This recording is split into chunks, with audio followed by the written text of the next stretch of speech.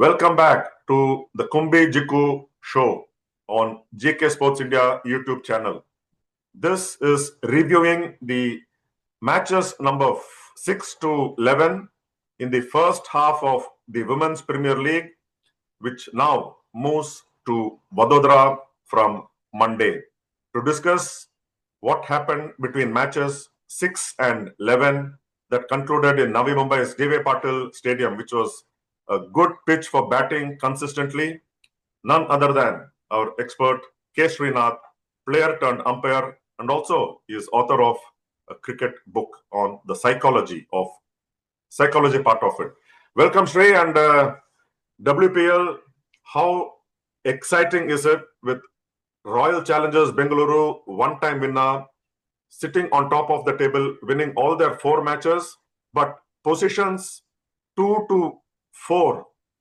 There have been some changes from the first leg of, or the first half of the Mumbai leg. How do you look at the overall position?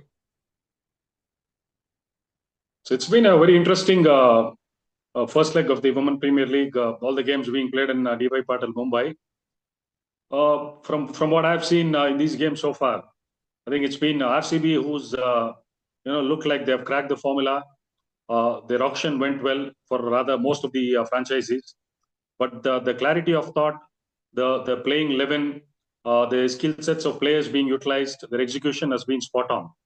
No wonder they are sitting on top of the table. The reason being, their high-profile players pitching in on a regular basis. Who other than their captain Smriti Mandhana, Grace Harris, and of course Srinath Patil after 1 year hiatus after injury, coming back and bowling brilliantly. And Radha Yadav, a lot was questioned about her, pecking order in the batting, and she proved her mettle, coming in at a vital 40 for 4, and stitch a brilliant partnership with Richa Ghosh. I think it's too early to say, but RCB sitting on top with 8 points, 4 wins out of 4 games. They are certainly there to finish on the top 3, but they would like to, continue this winning momentum and taking forward this to Vadodara and ensure they finish on top, so that they are a sure shot at the final spot. And RCB being one of the only 2 teams to have won in the first 3 editions, Mumbai Indians being the other 2. But I feel Mumbai Indians have not settled down with a solid batting lineup, especially with the top order and the openers. They've had 4 different opening pairs in their 5 matches, and they suffered 2 back-to-back defeats to the same team, UP Warriorz. UP Warriorz, who began shakily or slowly on their way up with 2 back-to-back wins against Mumbai Indians. What is this about Mumbai Indians and not having a settled opening pair? Mumbai Indians can be the IPL, it can be the WPL. You can never write them off. If you write them off, it's at your own peril. So they have the knack of bouncing back. We've seen in the past 18 editions of IPL as to what the men have done for MI. As I said, it's about the clarity of thought, because the coaches who come in, their thought process has to be different. Handling men's team are totally different from handling women team. With somebody like an experienced campaigner like Harmanpreet at the helm of affairs. As you mentioned, they are finding it a bit difficult to get a settled pair at the top of the order. T20, the shortest format, the first 6 overs are the most important ones. Why RCB is sitting on the top is because they have capitalized on the power play to the maximum. The way Grace Harris and Mandhana have given starts has put them at the top. So I think a day or 2 to reflect back, get back to the drawing board and see what best can be suited for Mumbai to get 2 of the best players on the park to open the batting. Because the power play is the most important thing. You set the ball rolling. We've seen good pitches for batting, bit of bounce, fast outfield in DY Patil. You never know what is in store in Vadodara. If similar kind of wickets are dished out there, I think Mumbai Indians has got to do a lot of work at the top of the order. And in our previous program, you spoke about how good UP Warriorz are, and they are probably one of the contenders for this title. Though they have had an indifferent start, they are slowly on their way up. They also have a new coach in Abhishek Nair, new captain in Meg Lanning, and Meg Lanning has been leading by example, and they have one of the best T20 batters in women's cricket, Phoebe Litchfield, who has been batting all over the both sides of the wicket, and especially her reverse hits are a treat to watch, fetching her maximum runs. So UP Warriors, you think can finish in the top three? Yeah, they've clawed their way back because they also found it a bit difficult in the first couple of games to get their best playing 11. So now with Meg Lanning, her experience counting, and no wonder, one of the best T20 players in world cricket today, Phoebe Litchfield. She's proving her mettle as to why she's deemed as one of the most dangerous batters. Well, you can describe her as a 360-degree player. Now she plays on both sides of the wicket. She can use the sweep. She can use the reverse sweep to good effect. And she's a fabulous player in front of the wicket. They are looking more or less a settled unit at the finish of the first leg. And it's just about carrying forward this confidence and momentum into the second leg in Vadodara. A short tournament. They've just got another 4 odd games to play. So the maximum they make use of it. And they also would be somebody who would like to look to finish at the top 2.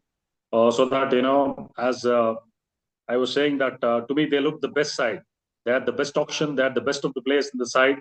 It was all about getting together, gelling as a unit, which they've started doing in the last 2 games. Back-to-back victories have done wonders to the confidence and as a team together. And one of the key performers to get UP Warriors off the blocks has been Harleen Deol. And surprisingly, in one of the previous matches, she was retired out because she was not scoring at the required rate or the desired rate as per the think tank. And it was not that she was going under 100 strike rate. She was striking well, but then the whole concept of players being retired hurt. I think it's just 2 or 3 players who have been retired hurt or retired out this WPL. How do you look at it, and what makes players, or what makes the think tank retire out certain players? The team per se could have a plan in place wherein they say that these are the required number of runs they look at a particular point in time, which is not achieved. And do you have anybody replacing the particular player whom you're going to retire out to come and do the job? In fact, we did see this happen in the BBL with Rizwan. And it's a strategical move which could come your way, which could misfire on a particular day. That particular day when Harleen Deol was called back, there was, more than a surprise on her face. And to prove the world wrong, there was so much of buzz around the media saying, was it the right move or not? The next day, she come out with a brilliant half century and, won the second game for UP on a trot. What better way for a player to, make a noise and set the world ablaze is just by allowing the bat or the ball to do the talk. And it was so nice, later on there was a short interview between Abhishek Nair, the coach, and Harleen Deol. As long as the communication is open, the support staff or the captain tells the concerned player as to why she was retired out, I think that settles the matter. It's very early stages, even for teams to strategize. I think in the IPL a couple of years back, we saw Ravi Ashwin do that. But it is a very, very critical strategic move that you need to look at. And it comes off, yes, you're all praised. If it doesn't come off, yes, the critics always will be at your back. And just touching upon that, Harleen Deol retired out. It so happened that the player who came and replaced her, Kiran Navgire, who has not had a good WPL so far, lasted just 3 deliveries and scored 1 run. So it didn't prove, the retired out concept perhaps didn't work in that particular match. Anyway, overall, Sri, how do you look at the bowlers' performance? You touched upon Shriyanka Patil coming back after a hiatus and taking her maiden 5-wicket haul.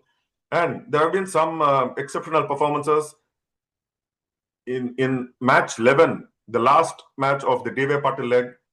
Delhi Capitals were in a spot of bother, 4 wickets down in just 1.5 overs, with Lauren Bell and her bowling partner picking up 4 wickets in just 9 deliveries. But then Shafali Verma played a brilliant knock, and she proved again that she's here to stay. So how do you look at the overall bowlers and anybody who has caught your eye? Of course, Srinath Patil is one of them. Yeah, it's not been a pretty fruitful time for the bowlers per se. Sriyanka is one who's done really well. Sri Chennai's looked good in patches. Lauren Bell has been outstanding. So it's time for the Indian internationals as well as the domestic cricketers to stand up and say their performance stand counted. Still a handful of games to go. I'm pretty sure because most of the spoken about players, as I mentioned, like Harmanpreet Kaur, it could be Smriti Mandhana, Richa Ghosh, Shafali Verma, all of them have come good. But it's been a pretty quiet tournament for the Delhi Capitals skipper, Jemima Rodrigues. So she's somebody who's been in ominous form from the World Cup, and she's somebody who would be kicking herself up and saying she has to come good for DC to get off the last position. Yes, it's been a testing time. The bridge is getting that much narrower, and the domestic cricketers are standing up to the rigor, and they are learning the tricks of the trade to ensure they bridge the gap further. And this tournament could be a platform wherein they can express themselves, and once they get onto the international arena, they could be finished products. And Sri, WPL is yet to see 100, and very nearly we had one in the form of Smriti Mandhana, who was batting beautifully, but on 96 she was out cutting and caught at point. 77 matches in all of WPL, 4 seasons, 4th one counting, and still no 100. 2 already came so close, 95 Sophie Devine, Gujarat Giants, 96 Smriti Mandhana. Who is your pick to score the first 100 of WPL? And will it happen in 2026? It will in Vadodara, and I think my money is on Smriti Mandhana. 95, 96, there's going to be no 97, 98, and 99. It's going to be 100. And I think it's going to come from the bat of Smriti. And you can't discount, still the likes of Wolford has not fired. And these are high-quality players who can just turn it around at any given point in time. Could be a Grace Harris, could be Litchfield. But to me, it looks like Mandhana because she bats at the top of the order. And she's got 20 overs to bat to get to that big 100. Rather than when we look at the likes of Harmanpreet Kaur who bats at number 4 or a Jemmy who comes in the middle order, unless and until they walk in with 17, 18 overs to go, it could be a possibility. Unless and until you get to bat a good 50, 60 balls, it is a bit difficult for you to get to that 100. But I think it's around the corner, and my gut is it is bound to happen in Vadodara. And in Vadodara, RCB almost certain to make it to the top 3. Who you think among the others have the brightest chances?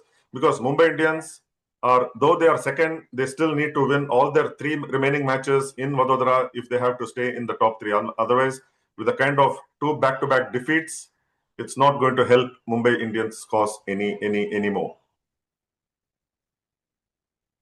My picks are RCB is already there. The other 2 would be Mumbai having known their prowess. They regroup very quickly, and their capability to bounce back is phenomenal. And they are sure shot in the top 3. Between Gujarat Giants and UP Warriors on current form, I will go with UP Warriors. What this break of a couple of days would do into a new venue is always a question mark. But my take for the top 3, number 1 is RCB, 2 and 3 could be either Mumbai Indians or UP Warriors. So the last 2 would be a toss-up between the Gujarat Giants and DC, unless and until we see a phenomenal turnaround for both the sides and win everything from here and upset the table. So the second leg of WPL moves to Vadodara next 2 weeks. 11 more matches, including the eliminator and the final scheduled on 5th of February. Until then, lot of exciting matches still to come. And let's see if K. Srinath's proved right with his choice of top 3. Until then, thank you very much. Take care. Stay safe. Thank you very much, Sri. See you soon. Pleasure.